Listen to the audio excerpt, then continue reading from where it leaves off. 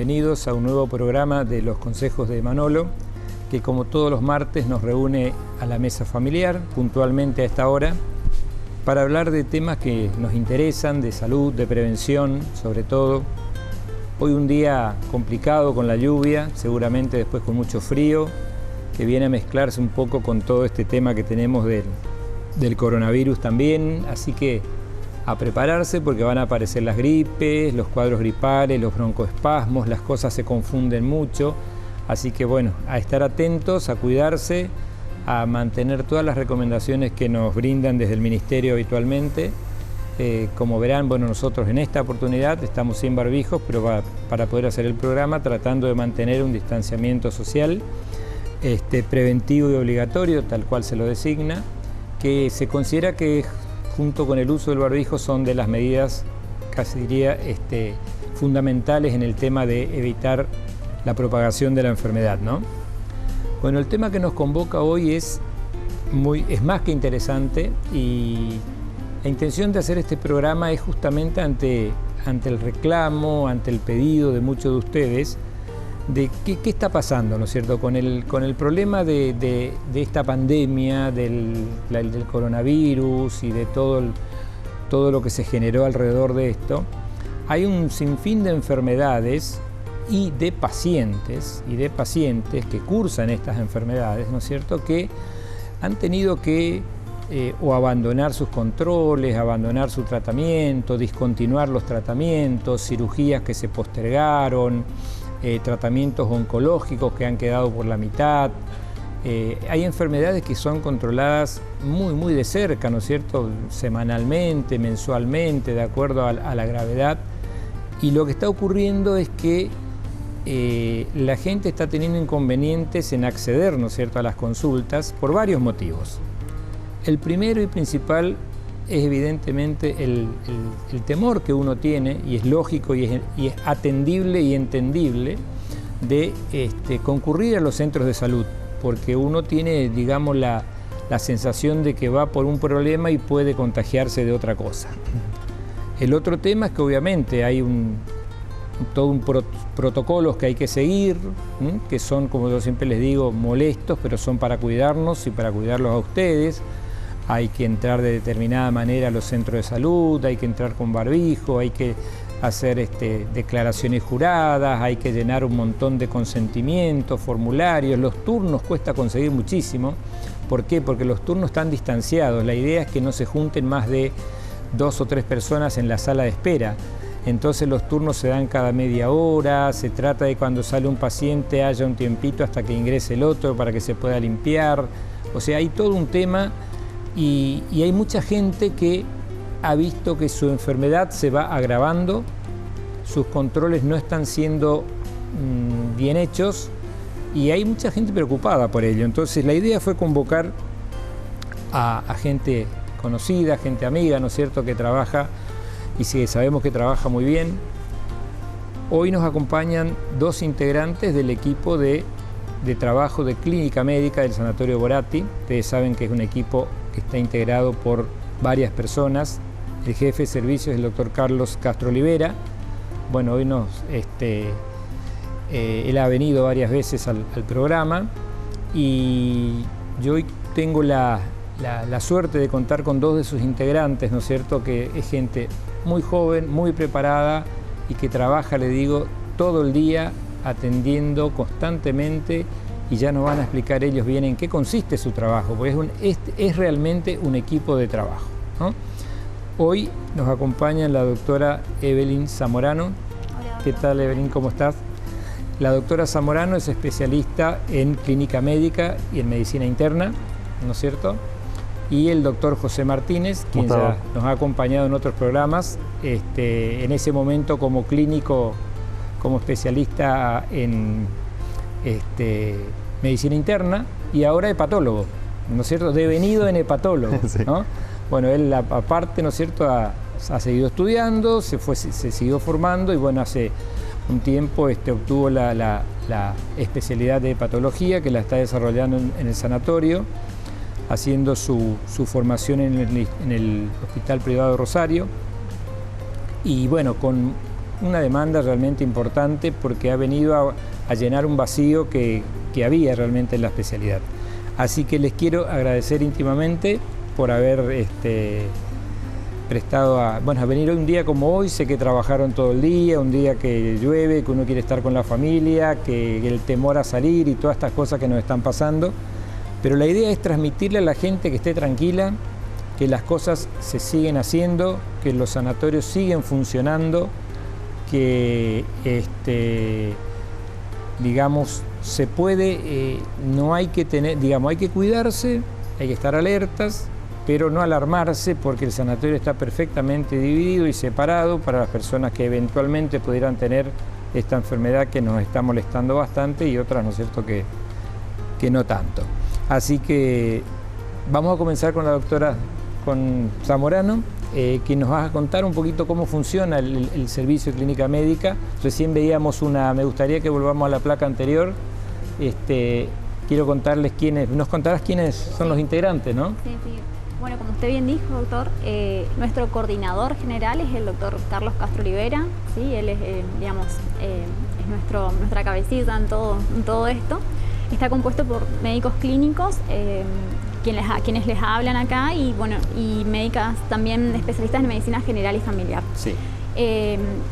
Dentro del equipo tenemos el honor de formar este gran grupo de médicos, tanto profesionalmente como buenas personas, del cual formo parte. Está la doctora Mercedes Bruquetas, ¿sí? Que ya a su vez, aparte de ser especialista en medicina general y familiar, hace lo que es cuidados paliativos. Ajá. Está la doctora Lucila Company, que ella también es especialista en medicina interna y clínica médica.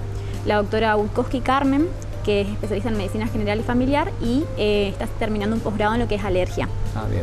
Y bueno, nosotros dos también somos tenemos el orgullo de formar parte de este lindo equipo. No, realmente trabajan muy bien, sí. Sí, tratamos, nuestro objetivo principal siempre es el paciente y su entorno, el paciente y su familia.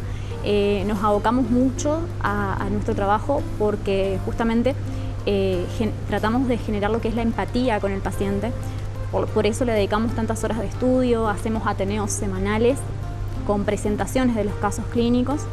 Actualmente, bueno, con toda esta situación de la pandemia, estos ateneos pasaron a ser vía online, ¿sí? Por distintas plataformas, pero estamos constantemente comunicados, todos estamos al tanto de todos los pacientes.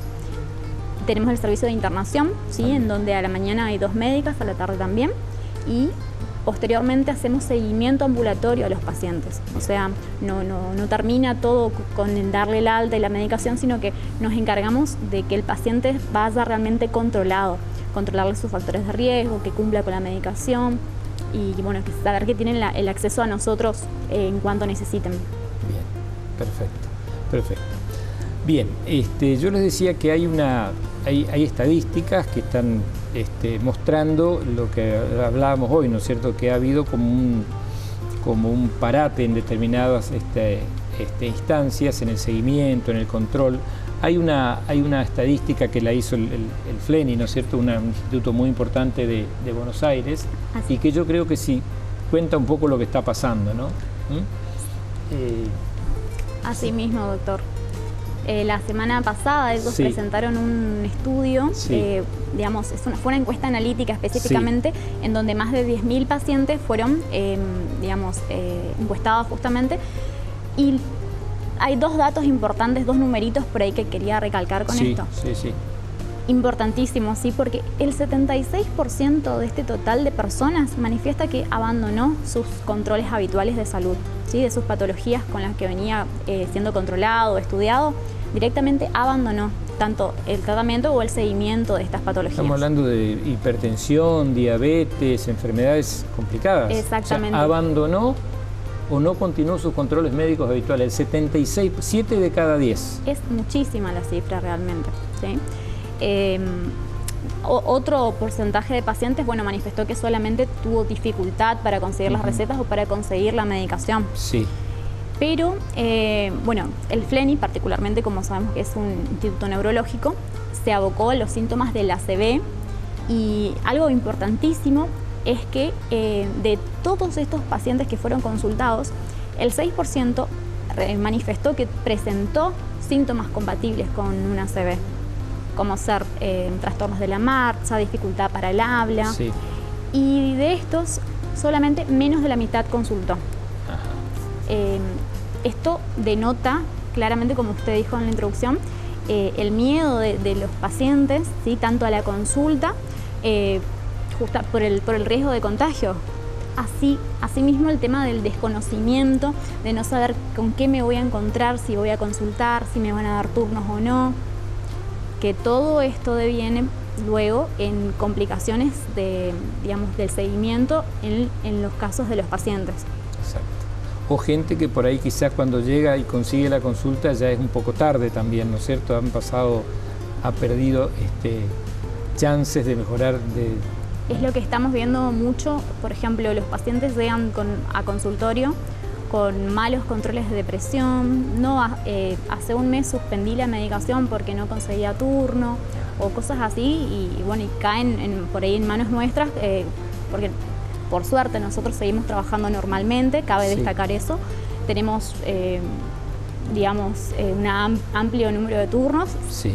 Como usted dijo, están siendo espaciados por una cuestión de cuidar al paciente, cuidarnos nosotros, pero seguimos trabajando con total normalidad. Bien, perfecto. O sea que si una persona quiere consultar porque es hipertensa, porque es diabética, porque tiene otra enfermedad, puede hacerlo. Hay miles de mecanismos, hay vía WhatsApp, vía telefónica, puede hacerlo por internet, o sea, la consulta se puede. Hay que insistir, ¿no es cierto? Y tratar de no desatender su salud, sobre todo, ¿no? Totalmente. Hay que enseñar a la gente que realmente hay controles que no pueden esperar, ¿sí? Las patologías deben ser controladas, hay patologías crónicas, sobre todo las enfermedades crónicas no transmisibles, que es lo que estamos abocándonos por ahí un poquito en la charla, que como usted dijo, hipertensión, diabetes, las enfermedades respiratorias, el asma, el EPOC, la rinitis también, todo lo que sean patologías neoplásicas, pacientes con cáncer que tuvieron mucha dificultad en conseguir por ahí el acceso a sus drogas, a sus quimioterapias, también es importante recalcar. Por ahí también estuvimos evaluando con el equipo que qué casualidad todas este grupo de patologías, las enfermedades crónicas no transmisibles, comparten por ahí muchos de los factores de riesgo, que son lo que es el tabaquismo, la mala alimentación, el sedentarismo, la falta de actividad física, que se vieron muy agravados en muchos casos de pacientes durante este periodo de encierro, digamos, de aislamiento social preventivo y obligatorio, como usted dijo. Bien. Sé que vi imágenes, ¿no es cierto?, que teníamos, sobre todo sobre dos enfermedades que son muy frecuentes. Bueno, uno es esto que es un clásico, ¿no? El tema pero que gran parte de la población la padece, ¿no es cierto? Sin duda. Más allá de que se controle en su casa y todo, necesita de los controles, y que es la hipertensión arterial, ¿no es cierto? Y han visto, por ejemplo, de que una persona que, digamos, que la tenían controlada, medicada, con sus valores de tensión más o menos acomodados, pudo haber sufrido alguna complicación y concurre ya a la consulta con una consecuencia de ese... Sí, justamente, doctor.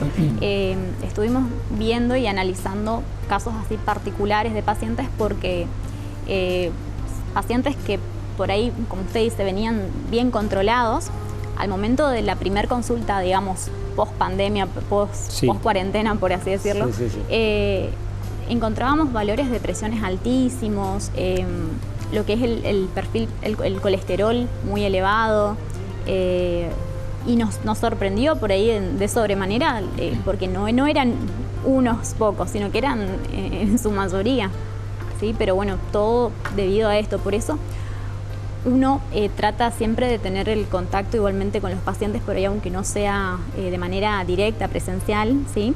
Y sobre todo algo que yo suelo recomendar mucho a los pacientes es que, aunque estén en el domicilio, se controlen la presión arterial, ¿sí?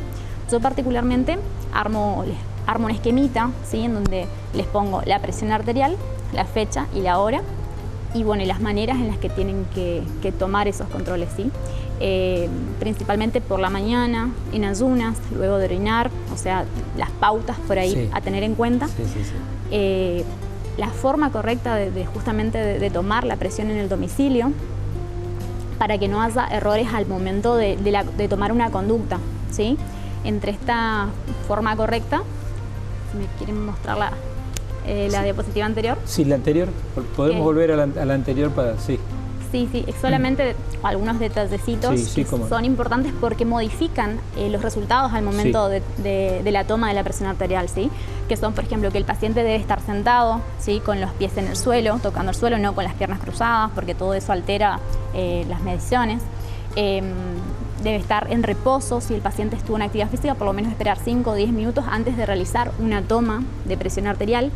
Y, bueno, por supuesto, siempre ir agendándolo para que al momento de llegar a la consulta médica uno ya tenga los valores iniciales para poder tomar una conducta adecuada con el paciente. Bien. Todo eso puede hacer, el no cumplir estos pasos puede hacer que la atención varíe, ¿no es cierto? Exactamente, sí, por eso es tan importante la educación al paciente. Bien, ¿y qué otras enfermedades así se pueden haber agudizado o pueden haber empeorado con la falta de controles, sobre todo en clínica médica, que es lo que ustedes básicamente están? Sí, ¿no? bueno, tuvimos lo que es la enfermedad, la diabetes en sí.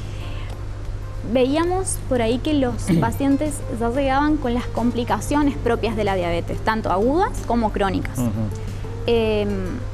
Al realizar los controles posteriores ya eran valores muy elevados de glucemia, Sí. en donde, bueno, uno tenía que volver a reevaluar en un todo al paciente, como empezar de cero, por decirlo, porque justamente pacientes que no, o sea, con complicaciones agudas, por ejemplo, pacientes que te relataban haber presentado hipoglucemia en domicilio, alternadas con hiperglucemia, Sí. Se empezaron a automedicar por ahí, y bueno, todo eso trae consecuencias a la larga por el desconocimiento justamente. O sea que uno ya se encuentra con una complicación y probablemente sea muy difícil rebatir eso, ¿no es cierto? Tal cual, sí. Sí, asociado a que en este periodo de aislamiento social obligatorio que tuvimos, como nombramos, el descuido con respecto a la alimentación, ¿sí? Al sedentarismo, Sí. y son todos factores de riesgo que se hacen notar en el organismo del paciente, sobre todo diabético o hipertenso. Bien.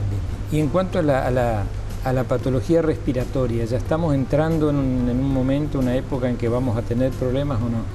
Claro, claramente. Lo que es la época de frío, como usted bien Sí. dijo, son los climas ideales, ¿no? Para lo que son las patologías respiratorias. Englobemos a las patologías respiratorias en el sentido de que patologías respiratorias que afectan tanto lo que es pulmón como vías aéreas superior, todo lo que es Sí. el sistema respiratorio. Se acrecentan lo que son los cuadros alérgicos, las rinitis, las bronquitis, y así también los procesos infecciosos pulmonares, ¿sí? Bien.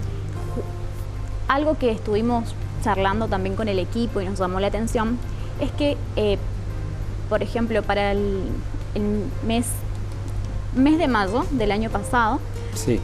a esta altura uno ya por ahí tenía muchas más consultas o pacientes internados, por ejemplo, por asmas reagudizadas, por EPOC reagudizados, todo por cuadros virales. Sí. Y con esto de que estamos empezando a respetar lo que es el distanciamiento social, vemos que por ahí esto se cortó un poco y no fue tan frecuente el número de complicaciones pulmonares reagudizadas por procesos virales sobre todo.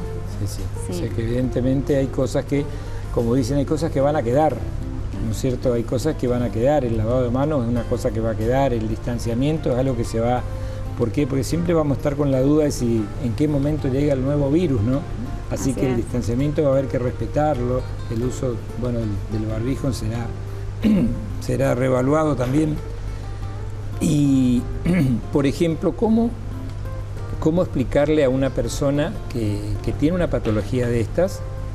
Imagino que lo tendrán todos los días, tanto vos como el doctor, decirle no, pueden venir al sanatorio, pueden hacer su consulta tranquilamente a no ser que sea una persona de altísimo riesgo, pero una persona sana que tiene hipertensión arterial y no tiene otra comorbilidad, otra enfermedad, que venga, que si toma, se están tomando todos los recaudos, ¿no es cierto? Sin dudas, sin dudas. En el sanatorio estamos, o sea, tenemos todas las medidas, ya sea de control, de prevención, de cuidado, sí, tanto para el personal de salud como para, digamos, los pacientes que acuden al sanatorio. Están bien divididas las áreas, por ejemplo, para pacientes que consultan por un síndrome febril o por síntomas respiratorios, o para pacientes de consulta habitual, ¿sí? O otras patologías. Siempre al ingreso al sanatorio, como usted bien dijo, se toma la temperatura, ¿sí? Se le hace una pequeña evaluación al paciente para dividir según los sectores, ¿no? Y hacer no mezclar los sintomáticos respiratorios con las personas que no tienen ningún síntoma. Bien. Que eso es fundamental. Sí, sí, sí. Sí, pues la gente como que tiene ese temor, ¿no es cierto?, de decir, ¿con qué me voy a encontrar, ¿no? Pero no, el sanatorio está, pero yo lo expliqué en uno de los primeros programas, que el sanatorio está dividido prácticamente en dos. Aquella persona que tiene algún síntoma sospechoso de coronavirus, ¿no es cierto?, habitualmente va por otro camino, va atendido por otra gente que está vestida en forma distinta. Incluso ustedes han tenido que adoptar, así en la consulta habitual y normal, tienen que tomar determinadas medidas, ¿no es cierto?, y la gente no tiene que asustarse por eso, ¿no? Cuando le ve con barbijo, con las máscaras, con los camisolines, cosas. Sí. Gracias a Dios hemos tenido en este tiempo solamente un paciente internado con coronavirus, ¿no es cierto?, que anduvo muy bien. Y tuvimos sí muchos casos llamados sospechosos que después se descartaron, así que evidentemente las medidas están funcionando, ¿no? Sí, como usted dijo, doctor, nosotros en el consultorio, o sea, entre paciente y paciente lo higienizamos completamente. Sí. El sanatorio nos suministra todo lo que sea alcohol, el vaporizador, los elementos de limpieza, y nosotros nos encargamos de higienizar completamente lo que es la camilla, lo que es el escritorio, las sillas. Entre paciente y paciente hacemos una desinfección. Nosotros estamos vestidos con los barbijos, con máscaras, ¿sí? y tomamos los recaudos necesarios para cuidar al paciente y cuidarnos nosotros también. Bien. Cuidar a nuestras familias. Perfecto. Bueno, estamos con la doctora Evelyn Zamorano y con el doctor José Martínez, hablando de esas enfermedades, ¿no es cierto?, que están, no digo siendo descuidadas, pero que están siendo dejadas de lado un poquito, y tratando de que la gente vuelva a consultar, que vuelva a hacerlo, de que no pierda la continuidad en los tratamientos, porque tiempo perdido es tiempo que después no se va a poder recuperar, ¿no es cierto? Después le vamos a dar algunas cositas en el próximo bloque, algunas cosas que que se fueron armando justamente para tratar de aliviar porque hay gente que hace 100 días que no sale de su casa.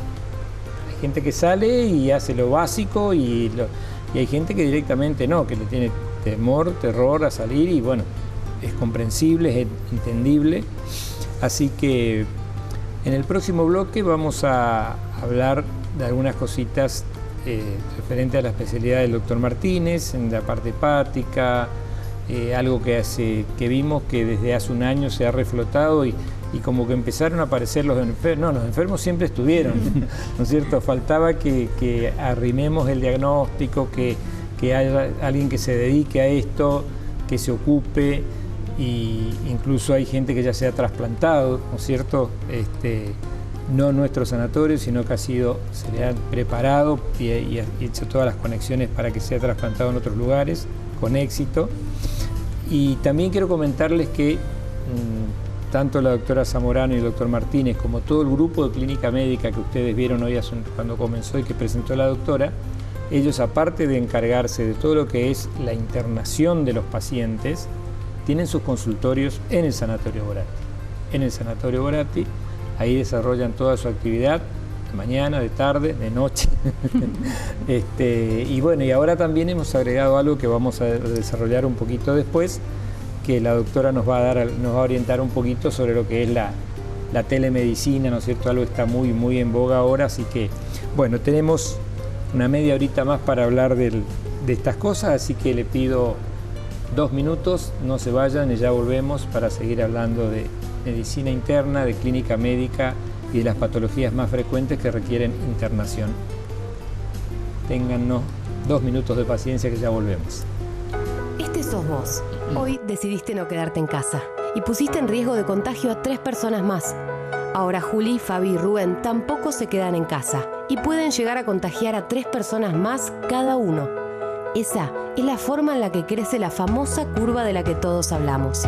Quedándote en tu casa, evitas contagiar a muchas de estas personas y la curva baja. Así nos permitís preparar el sistema sanitario para atender a los contagiados y contagiadas. Quédate en tu casa.